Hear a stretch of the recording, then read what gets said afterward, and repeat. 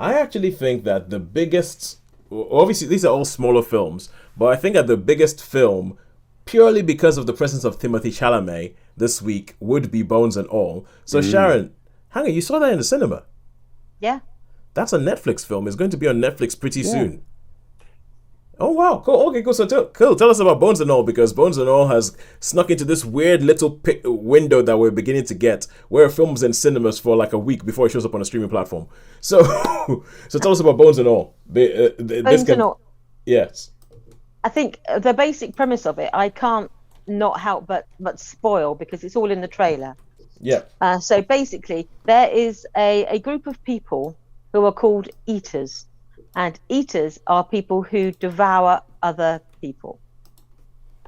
And it is something that they are born with, and it appears to be passed from mother to daughter and father to son.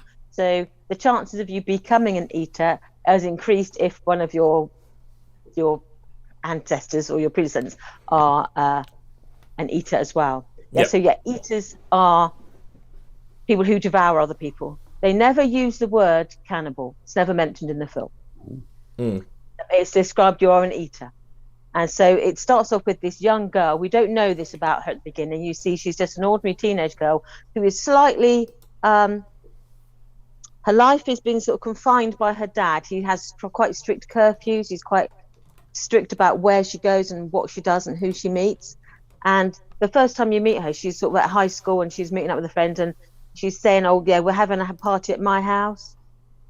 And the girl, our hero, called Marin, is like, oh no, my dad won't let me go, but I might be able to sneak out. And so you then see her with her dad in her little sort of trailer home, and then she sneaks out and she's sort of with these her girlfriends. It's set in the time of, like, I would say in the 80s. It's in the 80s, yeah. The 80s, the clothes and the music is 80s. So there's no phones and there's no internet and so they sort of girls' nights in are like they're messing around with makeup, and basically they're messing around with like nail varnish, and she turns and she bites the finger of one of the girls in the pretext of like blowing the nail varnish on her finger. She basically just bites her, and then she runs with like blood all over her face and down her clothes, and her dad says, oh no, not again. And that's the start of the film. So they then bundle off, and then one day she wakes up and her dad is just gone, and he leaves her a tape, and through this tape you begin to understand a little bit about her history, about how she's got to the point where at the age of 18 her dad says, you know, I can't cope with this anymore, and he leaves. And then it's when she's on the road that she decides she's going to see if she can find out about her past. She heads onto the road, and then she meets other eaters on the way, and as the scene progresses you see how these eaters can be peculiar. If anyone who doesn't eat other humans isn't peculiar, but some are more peculiar than others. So she does meet, his name has escaped me, she meets Timothy Chalamet's character, and that she also meets an older eater who is played by the amazing actor who I've got, Mark Rylance. Mark Rylance. I mean, when you said like, oh, yeah, some people are going to be odd, I'm like, there's Mark Rylance in this film. Something's going to be odd.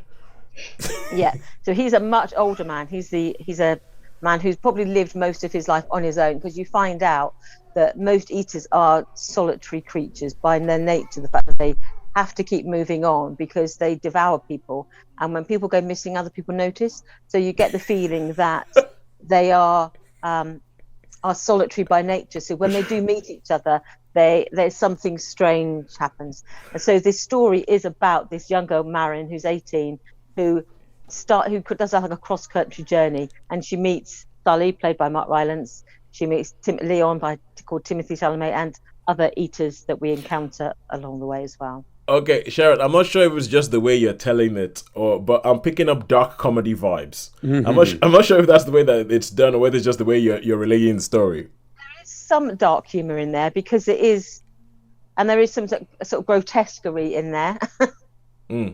Because obviously it's about devouring people. To me, I found it sort of darkly humorous in the fact that, but it is creepy as well. I think the intention is probably to be more creepy than to be more humorous. Okay.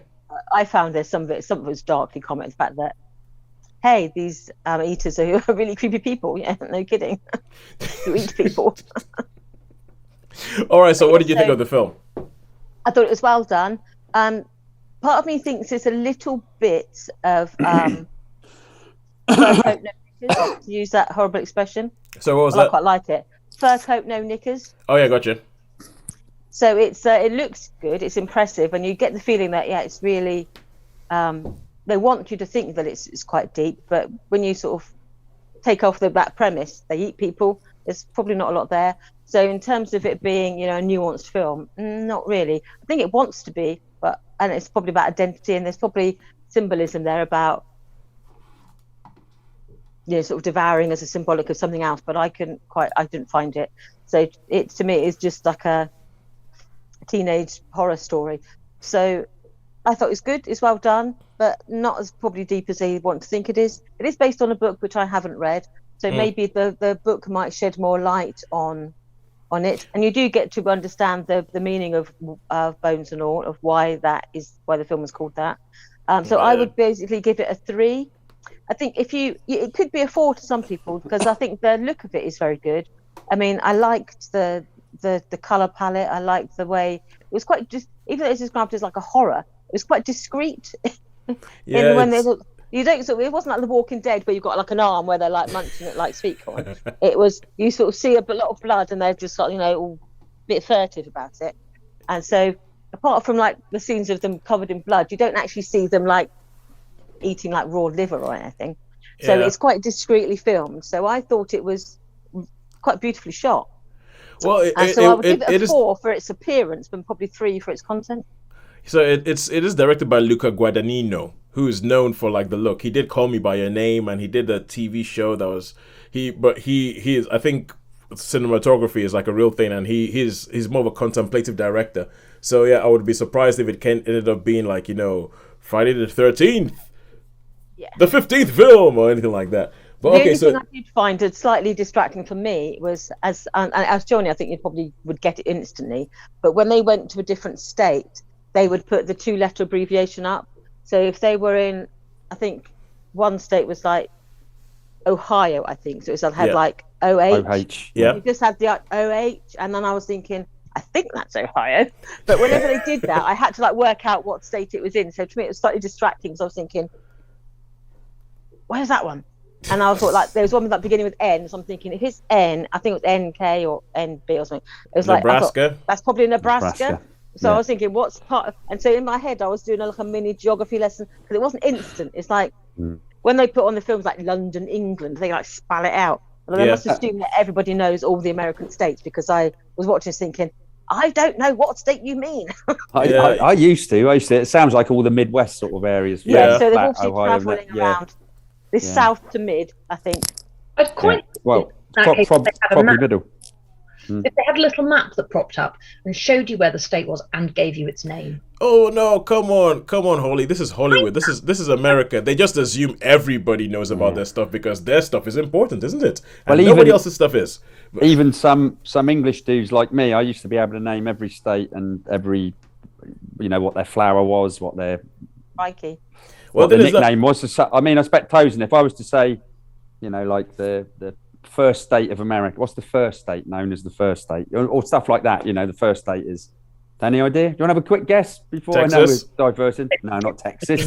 Virginia. Pardon? Pennsylvania? Not Virginia. No. Oh, is it where the Liberty Bell is? No. That's in Philadelphia. No, that would be Pennsylvania. No, it's Delaware. Nope, no clue. No, although having said that, because of the way Americans make films and they just assume you know all this stuff, I know a lot more about, like, say, American high schools than I should. Someone who's never gone to one. So, all right, cool. So that is 3 stars to begin with for Bones and All. And I remember